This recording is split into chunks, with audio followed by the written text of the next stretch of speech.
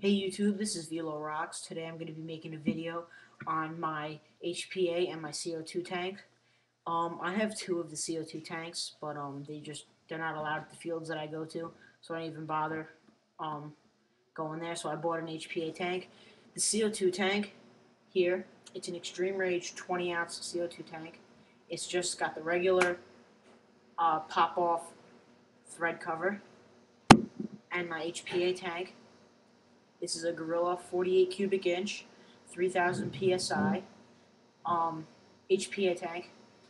I bought for it an aluminum thread protector, and um, I also bought a rubber fill nipple cover, and it's just like that, and it pops off and it goes back on. Let's see if I can do this. There we go. Then it goes on like that, and this screws back on like this. Sorry about the noise in the background. It's a dehumidifier. But now into the HPA and CO2. CO2 is a horrible, dirty, dirty gas. If you ever you have your CO2 tank on your gun here, and about the bottom inch or bottom inch and a half, whatever, is liquid CO2. So now you have your CO2 tank on your gun, you got your ASA here. As soon as you tip this gun forward, all that liquid on the bottom is going to rush forward and into your ASA and up into your gun, destroying everything. And then once you fire your gun and that bolt goes forward to hit the ball, you're probably shooting CO2, the paintball, and ice out your barrel. So it's not very good. When they fill it up, the air comes in through up here, and the air comes out through up here. Well, I should say CO2, not really air. But it yeah, it's not very good CO2. It's good for like you're going upstate and you go in the woods and you're just playing with your friends, but no fields allowed except high velocity paintball. But that place is with crazy numbers. I don't even think I'm ever gonna go there. And into HPA. The HPA tank, it's clean. Air goes in through here, comes out up here. No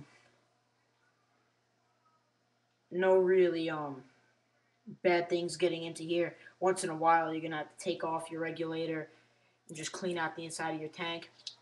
Never, never, never, ever put oil into your fill nipple. I saw this video on Tech PB and it scared the living crap out of me because I thought I put oil in this thing when I first got it, and it scared the crap out of me. But I think I'm good. I'll see if it blows up on me next time. Because what happens is gun oil and lubricant, it's all flammable stuff. And once it gets inside your tank, this comes up to such a high pressure that this tank starts getting warm. It doesn't get cold like CO2. It doesn't freeze like CO2. It gets warm. So when this tank gets warm, inside it's even hotter.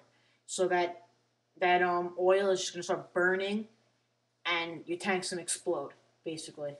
And if you have a steel or an aluminum tank, I think this is an aluminum tank, I'm not sure. I think it might be steel.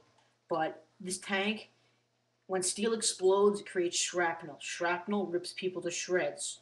So don't put oil in your fill nipple.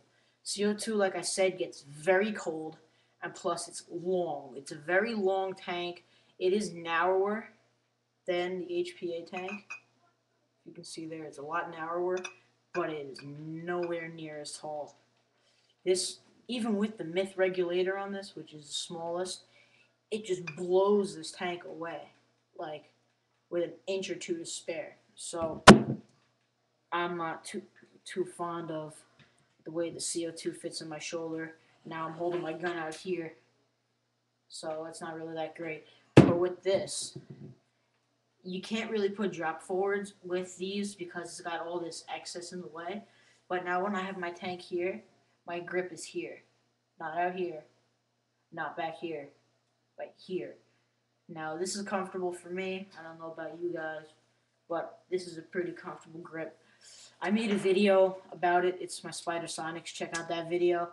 I have a couple other videos. It's on my Nerf guns and a airsoft gun that I have. It's a garbage Crossman Stinger R34. So just check the videos out. I think you'll find them interesting. Unless you just hate paintball. I mean, you hate airsoft and Nerf, then don't even bother. But let me know if any of you like the video, comment, rate. I don't think you can subscribe to me. I don't think I did that yet, but yeah, do what you want. Thanks, YouTube.